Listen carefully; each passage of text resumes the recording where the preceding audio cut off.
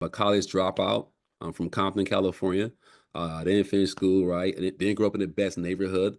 I didn't come from a wealthy family or a business-oriented family. And so when people see that, especially being African American, it gives them hope. And I realize that. I realize to who much is given, much is expected. Welcome back to the Leaving a Rich Legacy podcast. I'm your host, Jessica Rich, and this podcast is more than just a series of conversations. It's a love letter to my younger self and to anyone seeking courage and empowerment within the layers of our shared experiences in the Black community. In our Choose Me series, we're diving deep into the transformative journeys of our incredible guests who have bravely made the choice to put themselves first. Together, we'll unpack the conversations that are often left unheard in the Black community and celebrate the power of self care, self love, resilience, and authenticity of our guests. Join me as we amplify these vital stories so each of us can leave a rich legacy to the generations to come. So I am super excited today that we have a guest who is doing amazing things in the community. I would love to introduce Chris. Chris, how are you today? Doing fantastic, Jessica. How about you? I'm doing well.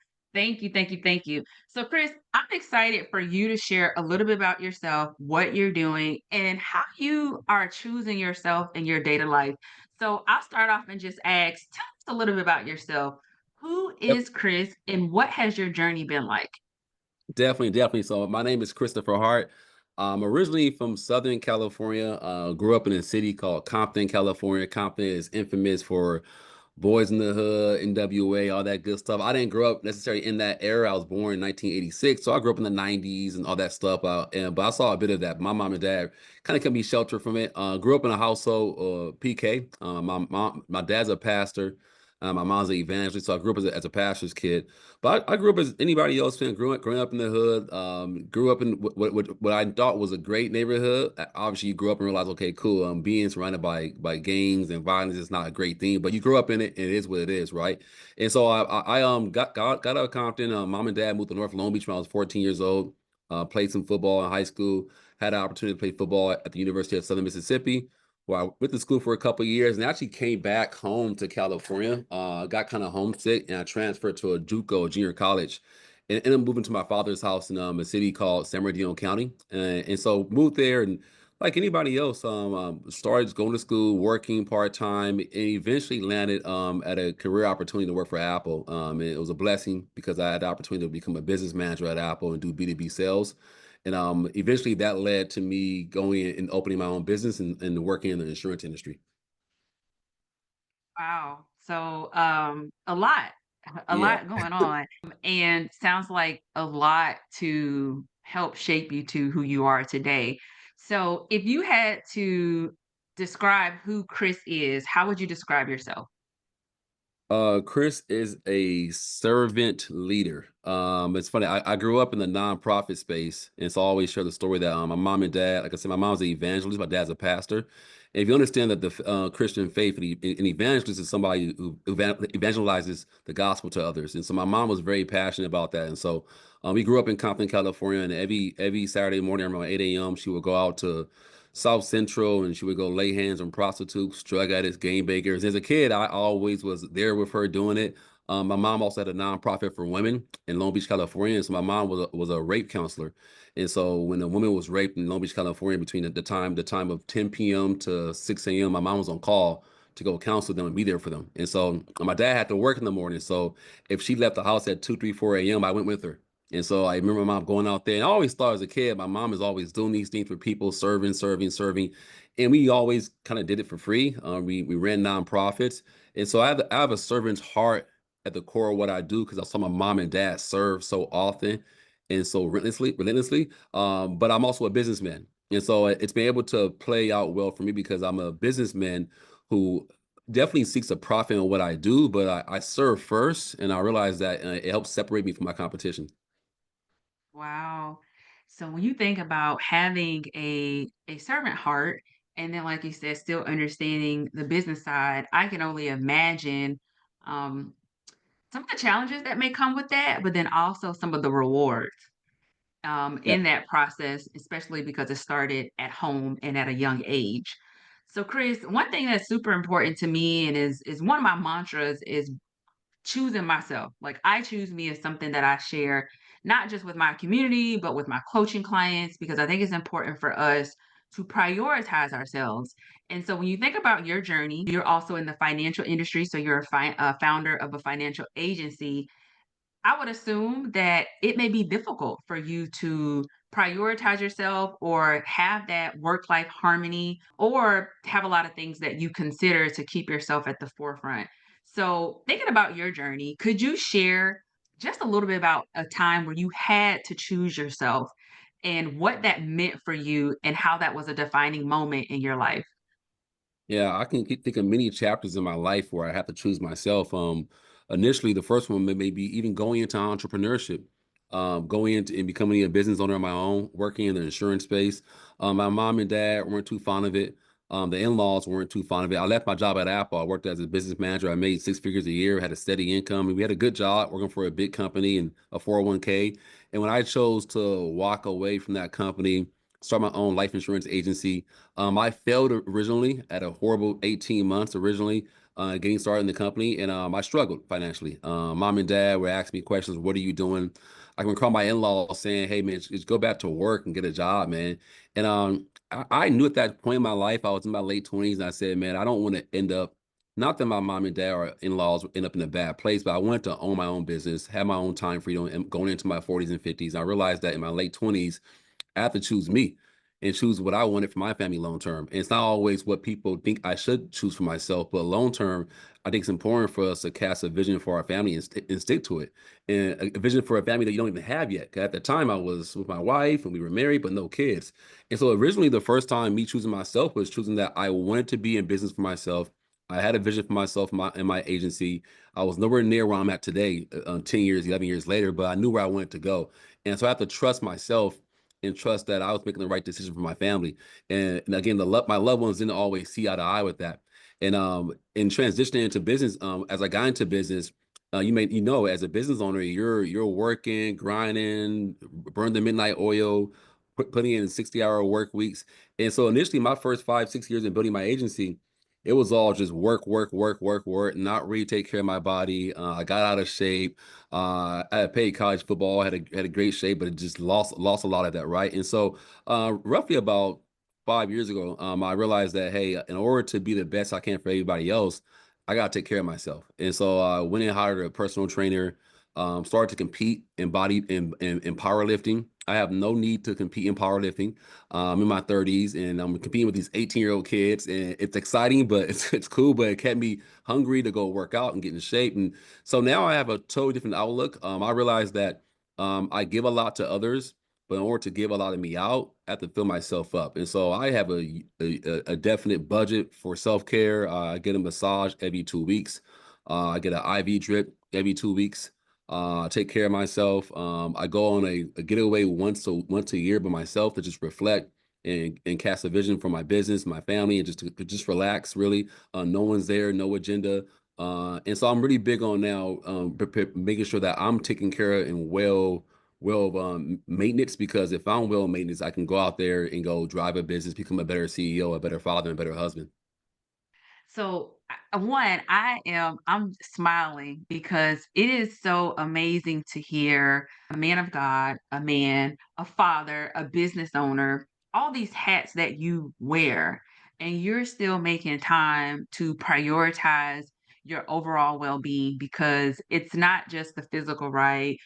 It's not just the emotional, the spiritual, the mental, but it's all the things that really pour into you to help you show up in all those different areas of your life. So one thing you mentioned was making that decision to leave Apple.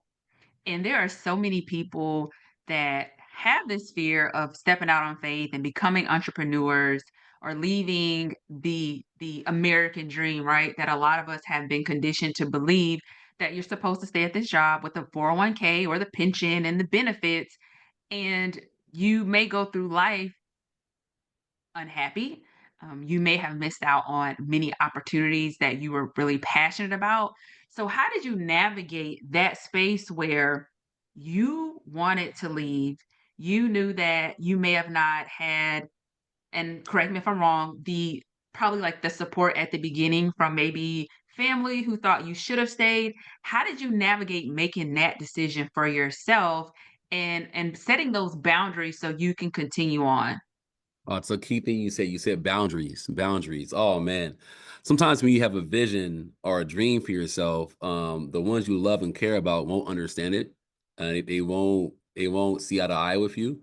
And unfortunately, if you're going after a vision or a goal for your life, whether it's a career path, it's higher education, you have to, for a season, almost disappear. And when I say disappear, for me, if I was around my mom, dad, aunts, uncles, cousins, friends, and family who didn't see eye to eye with the decisions I made for my life to walk away from a steady job and struggle financially for about 12 to 18, 24 months and slowly get back on my feet and go up from there. Um, it's already hard enough to cast a vision for yourself and achieve it and execute it and go after your goals and dreams. It's even harder when you have people around you who are putting you down or not supporting you. And so I disappeared for a season. When I say disappeared, I didn't go to every family function. I wasn't at every barbecue. I wasn't at every baby shower. I may have sent a gift through Amazon and say, "Hey, love you, niece, love you, nephew. I can't make it out. I'm going after my goals and dreams. I'm building my goals and dreams." In my family, particularly, I've got six siblings and seven of us. And I think it's important that in some cases, when you look at generational wealth and a legacy you want to leave behind for a family, it's somebody has to be that oddball and say, "Hey, I'm gonna go out there and try something different." And I was the first entrepreneur in my family of the six siblings, and I did it first. I went out there on my own and disappeared. And for a season, people were saying, "Hey, all Chris is doing is chasing money. He's never around. What is he doing? He's going to fail. Why do you leave Apple?" You know, all the naysayers, and they love you. And when you hear these things from family, it's not because they don't want you to be successful. They actually want to protect you. So sometimes they encourage you to play the safe route. Obviously, especially if someone knowing your family has ever achieved that. I'm the first millionaire in my family to cash flow $1 million in income. And so how can I expect someone to give me advice on how to do that if it's never been done before? So I have to go seek out other mentors and coaches and be around people who are doing what I want to do. And for a season to disappear. Now you fast forward today. I'm very, very involved in my family life. I live on the East Coast. So I fly my mom out to come visit her grandkids whenever she wants. My mother-in-law comes out almost every quarter. We had Christmas in New York this past year, Times Square, had a good time, put them up in a hotel. And so now I'm super involved because now I'm in a place where I'm strong enough to where they can't deter me or discourage me to stop what I'm doing. I'm successful in what I do. So, so many things that I can somewhat relate to when it comes to I come from a big family and I have 7 siblings, but then also you mentioned having 6 siblings, you being the first to become a millionaire, an entrepreneur, and so you're having to navigate that without, having not so much family support, but them being able to relate and provide guidance. And knowing that you had this mindset of generational wealth and legacy, which is a huge part of my podcast, what was it like for you to continue the relationships with your family? And what I mean with that is, one of the things that I struggled with when I first got into the entrepreneur space is I felt alone because I didn't have anyone around me that could provide guidance or who could relate that was like in my immediate circle, whether that was family or friends. And so, to your point, I found mentors and coaches to kind of help. But when we think about generational wealth and generational patterns and legacy, did that change any of your relationships with your family or friends, people that were close to you? Yeah, definitely, definitely. I mean, there's times when you want to go higher in life and do more in life and achieve more in life, and the people that you may have grew up around in high school or in college or your old neighborhood, you start seeing life differently from a different lens, a different perspective, and you're realizing that hey, I want to go to bigger places and do bigger things, and your close friends and family who were there with you when you were younger don't always want to go on that same path. Some people want to choose a life of more mediocrity, and I'm not putting anyone down for what they do, but I knew who I wanted to be and where I wanted to go, and I realized the importance of having people around me who were like-minded and pursuing the same goals and dreams. And so, but what's crazy about it here, Jessica, is that sometimes when you do that, like for example, I've got six siblings. To date, right now, out of my six siblings, five are entrepreneurs, and many of them are very successful and do very well in business. And I think it's sometimes just the fact that somebody that comes from a background they coming from the same neighborhood, same mom and dad, is doing more. It inspires people. And so sometimes you stepping away for a season from a member of your family or a neighborhood and going somewhere and coming back and saying, this is what I've achieved. It's doable because I've always realized in business, when I see people who look, talk, act like me, do well in my industry, especially in my early years, it encouraged me. I would say, man, this guy's African American, younger. He looks like me, comes from a neighborhood like me, and he's doing well in our industry.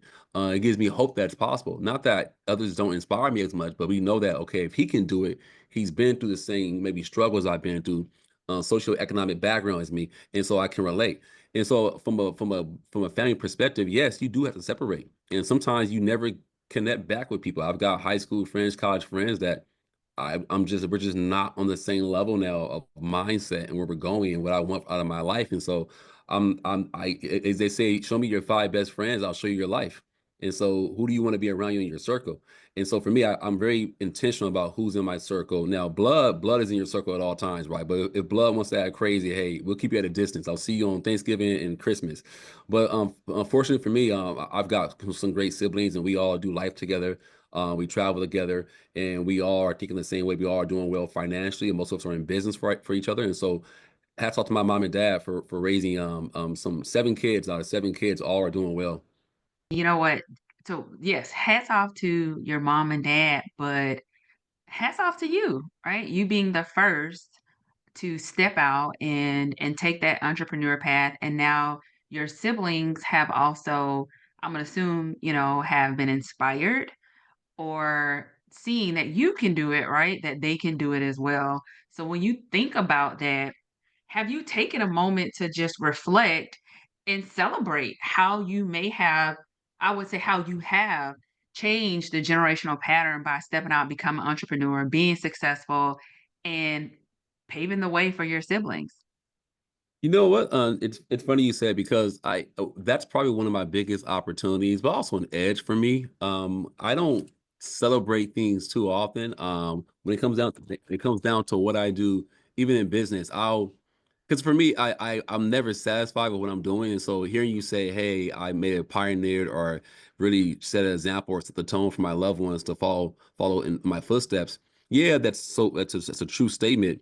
But I'm somebody who's always subscribed to a philosophy that I'm very, very, very humble in my wins and victories. And so even in victories, I'm humble. Even in a loss, I'm humble. I'm not that bad. I'm not as bad as I look. In a win, I'm not as good as I look either. So it's an edge for me. But I've been told that, hey, Chris, celebrate. So I've gotten better at celebrating things and doing certain things and recognizing myself. But at the end of the day, I feel like, hey, if I let in too soon or say, yeah, I've arrived, I've accomplished this greatness, I'm gonna let off my intensity. So I'm an intense person when it comes to business and competition and commerce. And it's part of the reason for my success and what we've done so far in our agency. But overall, to answer your question, yeah, I've noticed it, I've acknowledged it, but haven't put too much thought into it because I'm still going up and still building. So, thank you for being honest and transparent about that. One thing that I've experienced, whether that's in my community, like empowerment with the podcast, just meeting different people, and then also as a coach, a lot of Black people struggle with celebrating their successes and achievements, and sometimes we may even minimize it, right? Whether that is minimizing us celebrating ourselves or minimizing compliments from others. So for you, you said like there's an area of opportunity for you to kind of improve in that space. Is there anything that you're intentionally doing or would like to do to take that time and those moments to celebrate small or big wins? Yes, I've gotten a lot better at it. It's funny, even on a smaller level, like not even in business. I'm somebody who originally didn't celebrate birthdays or hey, just keep going. Who cares? Keep pushing. And so my wife and I have been super intentional about our kids' birthdays, making it a big deal, big celebration. Even our birthdays and making it a big deal and a big celebration. And so even for us, when we have small wins and victories in our business now, we'll make it a point to go out to dinner, celebrate it, making a point to go out and go recognize ourselves. Like for example, this past month, we went to Turks and Caicos to celebrate our success in business last year. And so I've been more intentional about it. I'm still intense, but not as intense as I was 6, 7 years ago in my business. But I do realize that you have to set goals and set rewards. Even the guys and gals that I coach and mentor in my agency, I always ask them, what's your next? What's your next? What's your next selfish goal? What do you have that's selfish that you want that's just for you? And a lot of them say, I don't have one. And I always say, as a coach, you have to have a selfish goal. Like, what do you want? Something that's for you that reminds you of why you're going and why you're driving. So I've got selfish goals now. As I had a goal even when I crossed over $1 million in income. I said I want a Rolex. I've been wanting a Rolex for like 3 years, Jessica. And I could have gotten a Rolex before making $1 million a year, but I said, hey, I'm not going to get a Rolex until I cross over that milestone. And man, when I got that Rolex, it felt so freaking good. I'm walking in the store and first of all, buying a Rolex is not as easy as you think. You can't just walk in and get one. So I had to shop around a bit and find a place and buy it. And it felt great. Even now, I have a next milestone I want to accomplish. So I have a certain car I want to get. And so I can't wait to reward myself with that car once I reach that milestone. So good. I'm so happy to hear that. I am I'm just a huge fan of celebrating um, myself and encouraging others to celebrate themselves. Like you said, it's a journey, right? And there's so many things that we are continuing to work towards, and we have different goals, whether they're short term, long term. And I think it's so important to take those moments and either just be still and celebrate yourself or reflect or be intentional with small or big wins. And so I don't want to skip over what you have shared that so you becoming a millionaire and that being something that I would assume is a huge accomplishment for you, especially as a black man and at your age and you purchasing a Rolex, but that in general is huge. And so you talk about you coaching and you mentoring, you going into the financial industry. And I would say a lot of people would consider you successful, very successful, although you have goals that you may still be working towards. So, Chris, when you think about success and happiness when you were a kid and what that looks like now, has that evolved? And if so, like how has it changed from when you were younger, Chris? Whether that's when you were a kid, a teenager, or even after you left Apple, how has that changed for you? Success and happiness. I don't want to correlate money with success and happiness because the money doesn't make you necessarily happy. Money buys you things and gives you access to things that can make life easier. There's a scripture in the Bible that says money solves all problems. Money just gives you access to resources, but it's still up to you to be the person who pursues the right resources, right? And so, success for me growing up was definitely not monetary at all. Success for me growing up was loving God, fearing God, growing up in a strong a faithful family. That was success. Success was having a good family, meeting your needs and having enough to survive. But I think for me, it could have been it could it so it was a negative perspective because for me, growing up having money was a negative thing. And so people who were successful financially were kind of looked at as bad people. And not that my mom and dad ever said that. It's just that, hey, we were struggling financially. We didn't have a lot of money. We were good people, and we weren't poor. We were just lower middle class, lower class, middle class, and then we struggled financially. And so, but they were good people, and they loved God. They honored God. So I thought, okay, this is a successful life, but we're struggling financially. And so the worldview was, hey, go out there and be successful, make a lot of money, and do big things. If you watch Instagram, you watch television, you watch sports, and you see that. For me, but the evolution of success for me has definitely changed. Success for me is really someone that has pursued their journey in life and found their purpose. Somebody who has found a way to cultivate their God-given gifts and abilities. We all have God-given gifts and abilities. And I think about the story of the man with the tokens, and God gives them certain tokens, and one gets more, one gets less, and what have you done with it? And so I believe that we all have God-given gifts and abilities that were given to us at birth, and it's our purpose in life to cultivate those gifts and talents and take those talents and use them to serve people. Obviously, in any business or any commerce or anything you do, and you serve others with the gift you have, it rewards you. And so, even for me, making money is not necessarily my goal. Yes, I'm in business to make money, but my goal in life right now is to make impact and increase my influence. As I make more impact and increase influence, a byproduct of that is income. Income will come.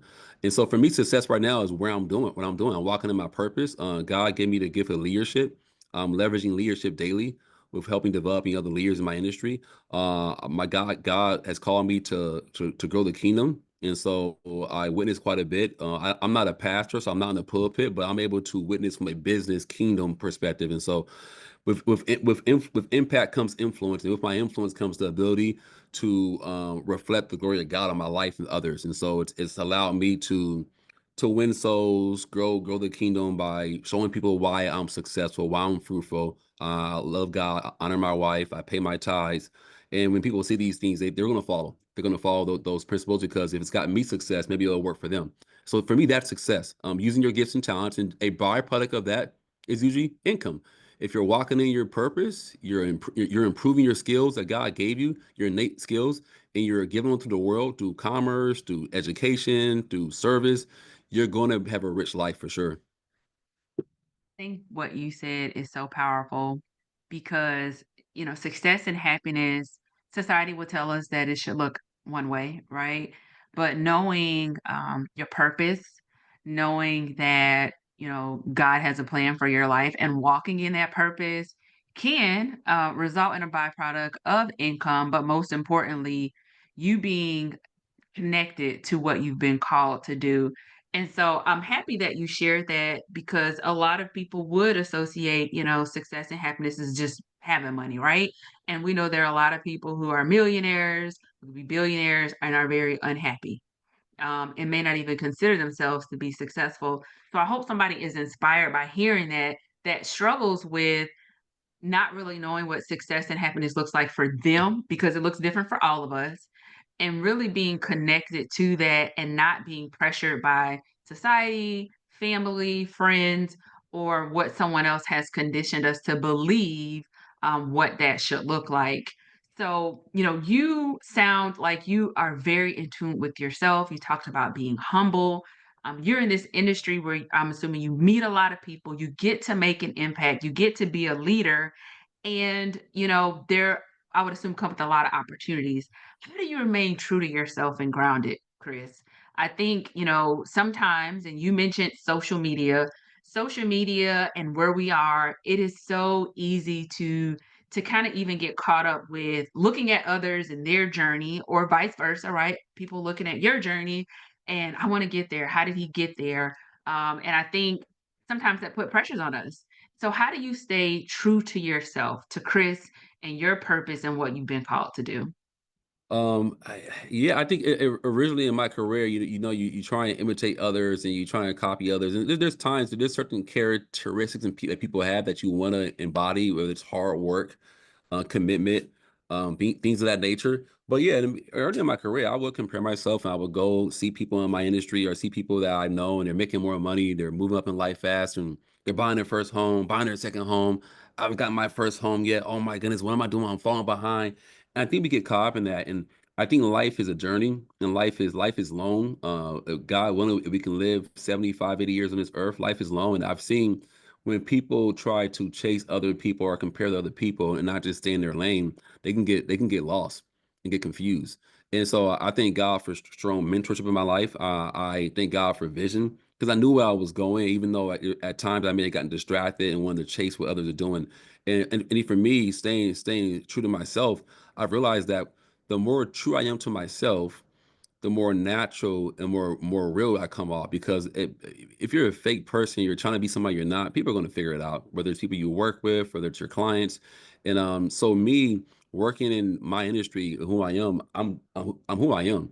You either like Chris Hart, or you don't like him, right? But I'm genuine to who I am, right? And so if you see, I am who I am behind closed doors, in person, whatever it may be, and it's allowed me to be myself. That's one reason why I chose entrepreneurship because I didn't want to be put into a box or having somebody tell me what I can or I can't do.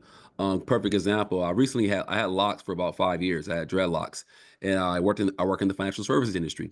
And I knew another guy, African American, was working for a company called Allstate, and his branch manager told him that he cannot sell insurance and have dreadlocks. And I'm like, what? Yeah, he said he had to cut his hair. And I'm like, what? You couldn't be true to who he was. And so here I am. At that time, I didn't have any locks. I had short hair. I say, you know what? I'm gonna grow dreadlocks. I've been wanting dreadlocks. I never had them before. I'm gonna grow locks out, and I'm gonna get to $1 million in income with locks, working in financial services, being true to who I am. And now it helps a bit that I'm in the state of Maryland, so I'm around my people. But I grew my hair out down to my shoulders, had locks, and took my income from probably 200K a year to a little over 1 million a year with locks. And for me, it was like, hey, I can be true to myself, be who I am. If you don't like me because I have locks, I don't want you to be my client. And I understand in business, you want to look professional. So, well, who's to say that that's not professional? So, I think for me, on my journey, I found that, hey, if you don't like me, maybe I don't want you to be around me. I don't want you to be a client. And that may sound crazy for me, but the people who genuinely like who I am, I know the product I'm offering from a character perspective are going to like me because of who I am. And if you don't, tough luck. I can only imagine how many listeners can relate to being told the way you look, whether that's your hair, makeup, or something physically that you can't do or you should not show up with, whether it's in corporate America or if you're, an agency owner and you're having to communicate or, be a brand. But for you to do that really shows that one, if you're committed to the work and what you do and know that it's your purpose, then the right clients, right, will come and those who are meant to be will be. But then also that representation. So you said that you're in Maryland and you're around your people, right? The Black community is there. You're obviously being supported. And I would love to know for you, is there any pressure to represent the Black experience? So the example you gave not only is going to inspire that individual, but then it inspired others. But do you feel any pressure to represent the Black experience or Black people in the financial industry? And if so, what are the rewards of that? But then also, have been some of the challenges? Yeah, definitely pressure, definitely pressure. But in my organization, we work with other agencies across the company, and whenever I've gone to a conference or a training seminar and I'm on stage, I can recall for the last 5, 6 years, and when I get off stage, young Black men will come up to me and it just tell me how inspired they are that I'm doing what I'm doing. That I give them hope, and I start to realize that, okay, people are looking at me as a symbol of hope, a symbol of an opportunity, a symbol of an example that, hey, if he can do it, I can do it. And I'm somebody who's not your traditional insurance agency owner. I'm a college dropout. I'm from Compton, California. I didn't finish school, right? I didn't grow up in the best neighborhood. I didn't come from a wealthy family or a business-oriented family. And so when people see that, especially being African American, it gives them hope. And I realize that. I realize to who much is given, much is expected. And so the pressure to me is I take on the pressure. I embrace the pressure because I know who I am and where I come from. And I know that as I get better, I'm going to raise the ceiling for what's possible. And it's rewarding at the end of the day to know, hey, my sacrifice in past years when I doubted myself, I wasn't sure I can make it here because I pushed through. There were some young men, some young women that was going to pursue my career path 10, 15 years later. And because I stayed true to who I am, I've inspired them to pursue this path. And so like anything else in life, once one person's done it, more do it. And so we're seeing more and more African Americans in our industry and our particular agency make more money, cross over milestones because we be breaking the barrier, right? And so from a negative perspective, I haven't seen anything really from a negative perspective. I would say at the end of the day, from a business perspective, I want to help. I would say I want to help all families, and so sometimes you can get caught up in the rap that, hey, I'm here to only help blacks, and it's like, hey, I want to help everybody, right? And so, but at the end of the day, hey, we need representation, and so there's a lack of representation in our industry. The average agent in the financial services industry is a 61-year-old Caucasian male. Nothing wrong with being Caucasian or being 61, but he's not talking to my people. He's not talking to Gen Zs, millennials, women, minorities. And so if I can be a beacon of hope or be somebody that can set an example and maybe teach and train the next generation of minorities to go out there and articulate what we do, that's a reward. It's a win-win because it's right in line with my purpose and what I love to do. And it also builds my income and builds my overall business and legacy for my family. When you think about, you wanting to be that representation for the Black community, I think that, so I've been in the insurance industry for almost 18 years.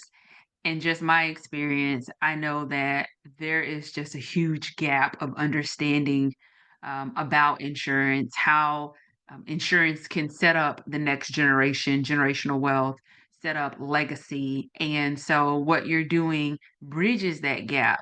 But when you think about that desire and passion to educate, to reach and make an impact, I would love to hear from you.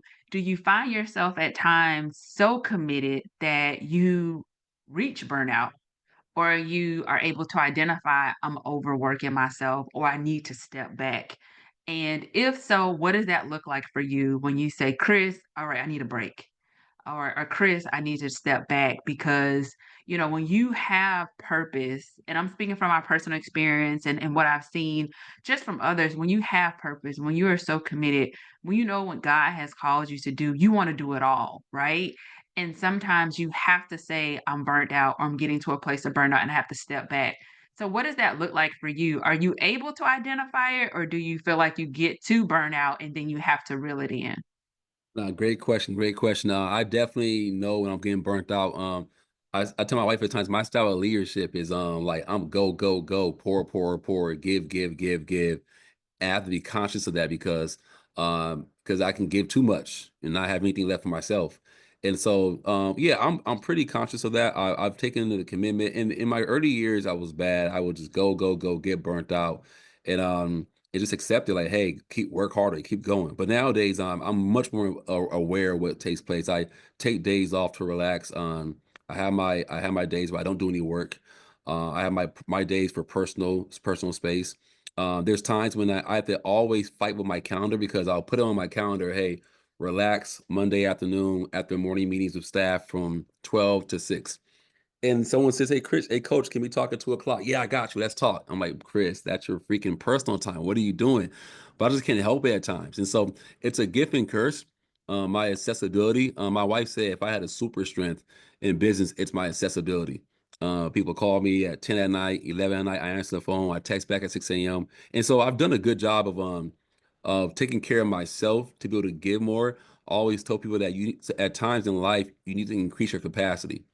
Obviously, it's only 24 hours in a day, but if I can increase my capacity, I can run as a high capacity leader. And so, what does that look like for me? It's I work out 3, 4 days a week. Sometimes, if I can, 5 days a week. Why? If I'm not in shape, I don't have the endurance to keep going. And so, taking care of my body. Me and my wife are very conscious about what we eat.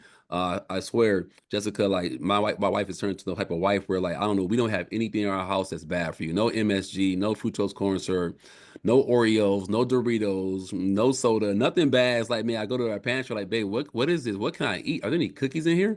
But it's cool because I realize the importance of pouring into ourselves and our health and keeping that a priority. And so, yeah, at this phase in my career and life, I'm super conscious of that. Like I said, I'm super conscious of what we do. Me and my wife, we date night at least once a week. We'll go on a date night, if not at least every 2 weeks, and we'll just get away.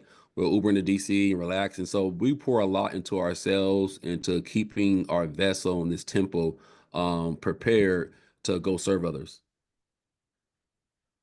I love that you all are intentional about date night because, sometimes I think that we get so busy that it's hard to make time for things that we do truly love and we want to make time for. But you have to be intentional in addition to you talking about working out and being intentional about what you pour into your body, what you put into your body with food. You mentioned the word capacity and having like higher capacity. And capacity is one of my favorite words because I'm at a place in life where I'm very in tune with capacity. And when I do not have capacity for something else, or I need to make adjustments because I don't have capacity to add something, but it's time to remove something or delegate. So for you, is there seasons where you have to have higher capacity, or do you look to just always have higher capacity so you can do more? Yeah, I'm always looking for hacks. How do I hack time management? How do I hack sleep? How do I hack my body to do more? I've been blessed to be around mentors and coaches that I've seen accomplish far more than what I've done. I've seen them like, how do you do that with wife and kids and family? And so for me, I'm always looking for how do I enhance because there's always margin in our time or our calendar, our life. And like for example, fitness, right? I notice with fitness sometimes. I know a lot of guys and gals my age where I'm approaching 40. I'll be 39 this year. And as I get older and my kids are getting older, it takes time to prioritize myself as a father, as a husband to say, hey, Chris, get in shape. And so I have to prioritize working out. If I don't work out, I don't have the energy for my kids. And so if I don't work out, I'm sluggish. If I eat bad food, I'm decreasing my capacity to do more for my loved ones. And so the life I want to live, it demands more of me. And at times, I think we may see people or know of people who are doing well in life, and we think it just happened to come to them pretty easy. No, it requires a lot for LeBron to be LeBron James. LeBron James, but and then LeBron James is a crazy example because we're not LeBron James, but he invests $1 million a year into his body. Well, other athletes do that. Maybe that's why he's still going at that capacity at almost age 40 years old. And so for me, I think the bigger the dream you have in life, the bigger the goal you have, the more it's going to take from you. And so if you don't increase your capacity as a person, aging ends up taking from loved ones. If it's my health, my time management. And so, and this is something I'm always evolving to get better at, reading books, changing our diet up. Right now, my wife and I, we've been on every diet in the world. We've been vegan, we've been vegetarian, right now we're on this meat, like this raw meat diet, taking these raw meat pills, crazy stuff, right? Just finding different hacks to have more energy, be more efficient, be more effective, and to do more. And so for me, it's been a journey. Definitely not perfect at all, far from perfect, but I think there are people in life that are settling for a lower capacity, and they're saying that I can't, I have bad time management. I get this. No, it's not time management. You're able to do more. John C. Maxwell has something about time management, and he says that like it's energy management, not time management. And so, are you managing your energy? Well, how's your energy look? Is it low? Is it high? Are you watching what you do at night? Are you watching your sleep? And things of that nature. So for me, I'm always looking for hacks, Jessica, to increase my energy, my time energy, and my time management. Because if I can manage my energy better, I can do more and be more effective in business and in my personal life too. You mentioning energy, I think is important. One thing I'm intentional about is when I think about my boundaries and where I'm in life, I'm in a season of no. And only because if it does not pour into me, or if it's something that's going to take away from my energy and disturb my peace, then I have to determine if it's best for me in helping towards my goal. But when you think about energy, right, what you and your wife are doing when it comes to eating healthier, sleeping, working out, I think the overall message I got from that is we just have to be intentional about our overall energy. When I start my day, the first 20 minutes, is called the alpha stage. It is the most important time when you first wake up. That also plays a part in energy. So when you think about time management, and energy, are you spending time watching something that is negative and sucks energy out of you and you don't even realize it, right? When you could be doing something else that could be positive, that could be pouring into your business, into your mindset, whether that's a book, whether it's a podcast. Are we scrolling on Instagram? That takes energy. That also has negative energy because sometimes it could pour into having that spirit of comparison just naturally, unintentionally. So I think that for the folks that are listening, really think about that, the things that you're doing and you're trying to, even if you're increasing your capacity and you're doing more, but how does that contribute to the capacity of energy that you have to do what was really important? We spend 5 hours a day scrolling. Well, that could be 5 hours doing something else, but those 5 hours also can have a negative impact when it comes to the energy that you carry. So, Chris, you and your wife are doing amazing things, right? So, if I'm correct, you're the first Black couple to break $1 million with your company. And, one thing that is so important to me is legacy and generational patterns because I want to do something different. I'm a single woman, I don't have kids, but I am so, so focused on like, how do we do things differently for my nieces and my nephews? And even my siblings and doing more so that we set the next generation up for success. And so when I think about you all, right? breaking $1 million and the impact that you're having in the Black community, having in your family, what are some of the lessons that you learned? One, about building wealth, right, through your journey, but then also um, how we can create a legacy through our finances. Absolutely, absolutely. I think that the foundation for anything, and especially in the Black community, is dead in line with the industry I'm involved with. It's life insurance. It's insurance. I had the experience and the opportunity to talk to different backgrounds and walks of life and different cultures, and I've seen legacy. I've seen legacy from a financial perspective, and I know that financial legacy is not the only legacy. There's a legacy in Christ and righteousness. There's a legacy in family traditions and things of that nature. But financially, it gives us a strong foundation to give our family the next leg up to go win in life and go have an extra leg to go own property. And I think the biggest challenge is that the reason why I love my industry of insurance, because I think there's a lack. I know there's a lack of education in what we do, and for many families, I've learned that insurance is a phenomenal way to build wealth. And not to get too involved with what we do exactly and how it works, but life insurance covers so many different things. Life insurance is one of the best homes of wealth. We learn about banks. We know banks are great for liquidity and access. We hear about the stock market. The stock market, whether it be cryptocurrency, ETFs, mutual funds, stocks, they're phenomenal for growth, phenomenal for access.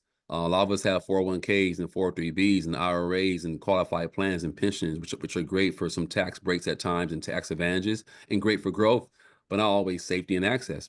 And you have real estate. Real estate is a phenomenal store of wealth when it comes to long-term growth and tax advantages. People fail to realize that life insurance is a product that's liquid, it's safe. It offers phenomenal tax advantages, and it grows. It outpaces inflation. The challenge is, if the average agent in my industry selling life insurance is a 61-year-old white male, how many people in my communities are hearing about this? Many of them, they aren't. They just aren't because it's not a very popular industry, Jessica. You don't see people going to college and saying, "Hey, when I graduate, I want to be a life insurance agent." That's not the case.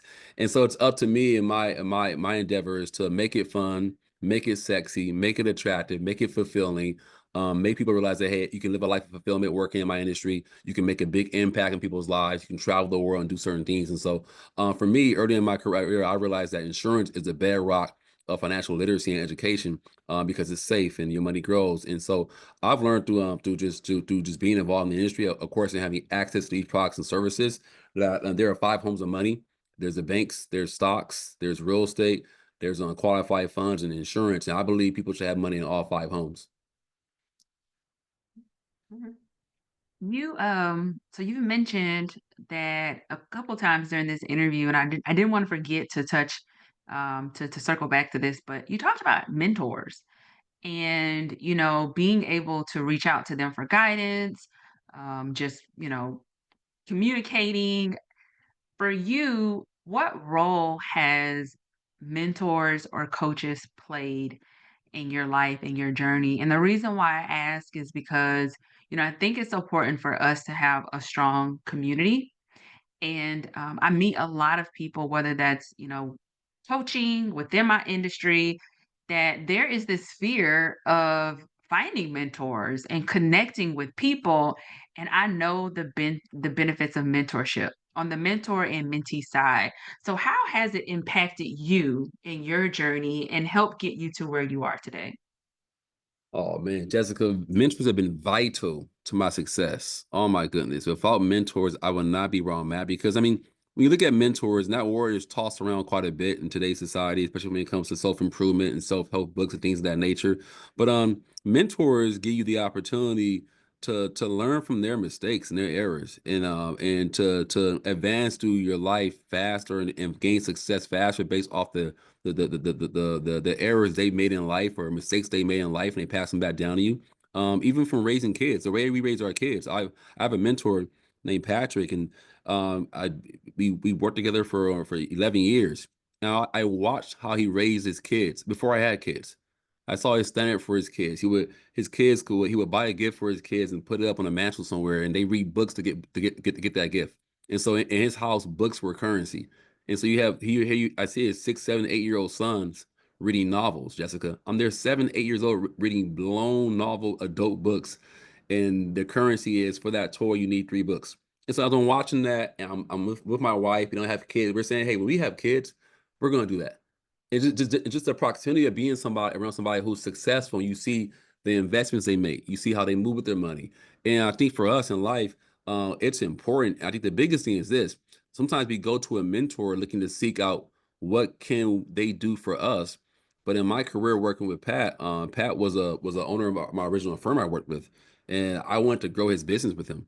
And so I came up under him and help grow the business. And I wanted to make him successful and help him become wealthier. And obviously, I became wealthy in the process. And I wanted to earn his time as a mentor and earn his respect. And I think so many times in this day and age, people want to have mentors, but they look at the wrong way. Patrick didn't need me. He did not need Chris Hart to accomplish his goals and dreams, but I needed him.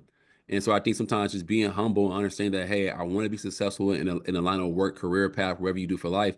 Whatever I believe, whatever you're doing in life or in business, whether you're a pastor, you're a philanthropist, you run a nonprofit, you're a podcaster, you're a content creator, you're a businessman, businesswoman. You should have somebody. You should seek out somebody who's doing what you want to do at a much higher level, and ask yourself, how can I bring value to them? How can I foster a relationship with them? How can I build a friendship with them? Because at the end of the day, they're going to help you get there much faster because they've gone through what you're going through. And so again, for me, it's been critical to have mentors in my life. And I think that you should have mentors in different compartments of your life. I've got my fitness mentor who because of who he is, I'm in shape. I'm in the best shape of my life going into my 40s. I have a spiritual mentor in my pastor. I have a business mentor that's doing much more revenue than me in the insurance industry. And so when I lunch him or talk to him, I'm learning. When I want to have a quick question to sideline about something, I can talk to him. And so I've got people in different areas in my life that mentor me. And maybe you're saying, well, Chris, I don't have access to that person. Well, early in my career, my mentor for leadership was John C. Maxwell. I didn't know John C. Maxwell, but guess what I did? I read 15 of his books in 3 months. So if I read 15 books from a guy like John C. Maxwell in 3 months, he's a profound leader book on author on leadership. I'm going to pick up some of his tendencies and characteristics and values and become a better leader. Entrepreneurship early in my career, a guy named Robert Kiyosaki has a book called Rich Dad Poor Dad. Robert Kiyosaki has 20 books out there right now in circulation. I read 15 of his books in 3 months. And so I started to talk, walk, act, and move like a successful entrepreneur because I didn't have access to people at that time in my career. So, regardless of who you know, if you're saying, hey, as you listen to this podcast, hey, Chris, I don't know anybody who's successful in my industry, go on Instagram, reach out to people, inbox people. But at the end of the day, somebody has written a book on the wisdom you need to be successful in what you want to do. If you're a single mom, how do I get past this? How do I raise these kids? There are books written by single moms who have gotten through it, and they're going to share their stories with you. And so there is nothing new under the sun. King Solomon said that in the Bible. What has happened before. And so wisdom is out there to seek and receive and get.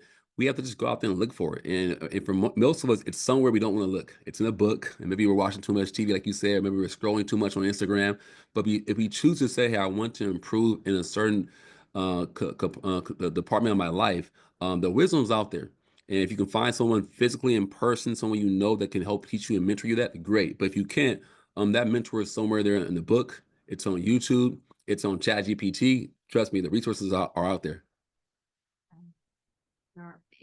Well said. There's just so many resources, even if you can't physically touch that person or see that person or communicate with that person, the wisdom is somewhere, right? Whether it's through reading a book, audio book, or YouTube, there's so much knowledge that's out there. And I just want to point out something that you said is so important. You wanted to earn your mentor's time. And it's so important that we understand that you want to be authentic, right? You want to genuinely build a relationship. I think it's important that when you are seeking a mentor, it's not all about receive, receive, receive. You want to make sure that it's authentic and it's genuine in that relationship, but know that you do want to earn that person's time and you want to come so they know that you value the relationship and the time that is spent. And sometimes I think people just don't know how to navigate that. So I love that you spoke to that, but then also encouraging there's this fear of, direct messaging individuals. And I know that, let's be honest, some messages we get is a little bit of junk, a little bit of spam. And it's not always really valuable or somebody's trying to sell something. But there are so many genuine people out there who want to share their knowledge. And so I hope I can encourage somebody that use, Chris, I'm just going to use your example. I'm not trying to blow your inbox up. But if I see you on Instagram, I love what Chris and his wife are doing. Let me reach out to them.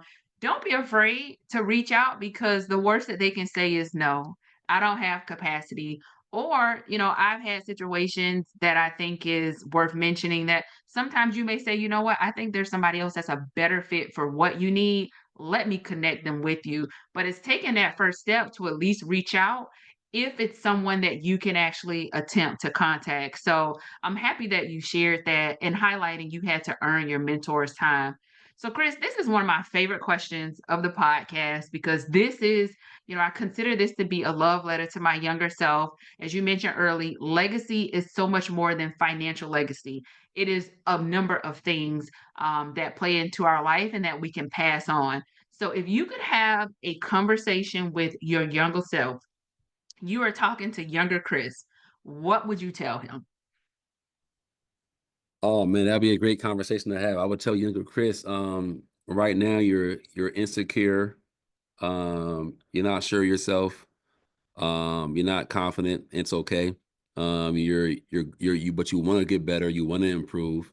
You're gonna have some rough times in life, um, especially as you go into business for yourself. You're gonna choose that path, and initially it's gonna look very dark and look like it's not gonna be successful, and you're gonna have doubts. But just know that there are people that don't even know you yet that are counting on you coming through for them, because you're going to build a business that impacts people that are 2 years old at the time, 3, 4 years old. And if you keep pushing through, you're going to be successful.